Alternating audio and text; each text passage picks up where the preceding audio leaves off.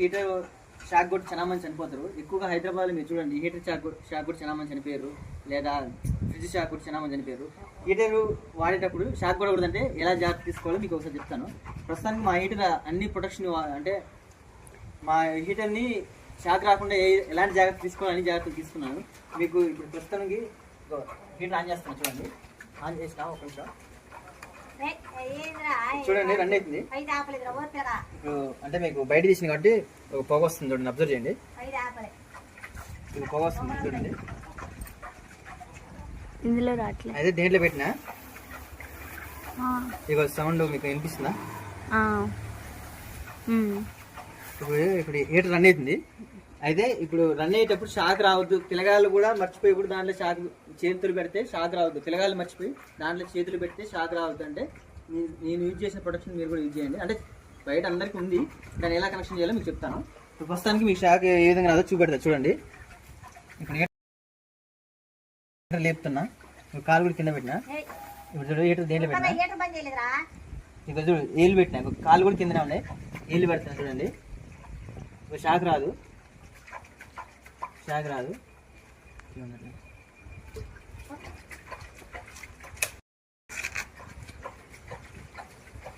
Run అవుతుంది.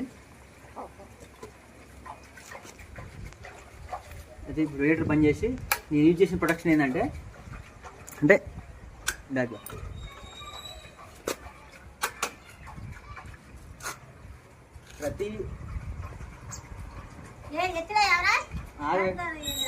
ప్రతి danger ఎక్విప్మెంట్కి ఖచ్చితంగా ఈ ఎర్తింగ్ అనేది ఉంటుంది. ప్రతి హై కాస్ట్ ఎక్విప్మెంట్కి, ఏదైతే బాడీకి షాక్ కొట్టే ఛాన్స్ ఉన్న వాటికి ప్రతిదానికి ఈ స్టార్టర్ మీద ఉంటుంది.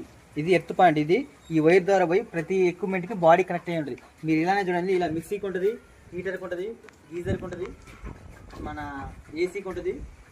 ఇలా ప్రతి ఎక్విప్మెంట్కి ఈ టాప్ పిన్ ఉంటుంది. ఇది ఏంటంటే ఎర్త్ కనెక్ట్ అయ్యింది. చాలా మంది ఇళ్ళల్లో ఇప్పుడంటే కొత్త కంటే ఇట్లా ఎర్త్ తీసుకుంటారు, కానీ మనకి ఒక 5-10 సంవత్సరాల క్రితం ఎర్త్ అనేది యూజ్ అయిపోయింది. జస్ట్ నార్మల్గా ప్లగ్ఇన్ చేసి యూజ్ చేసుకునేది, వర్క్ అయితే. కానీ బాడీ ఇన్ కేసు వైర్ అనేది బాడీ టచ్ చేస్తే మనకి షాక్ వచ్చేది.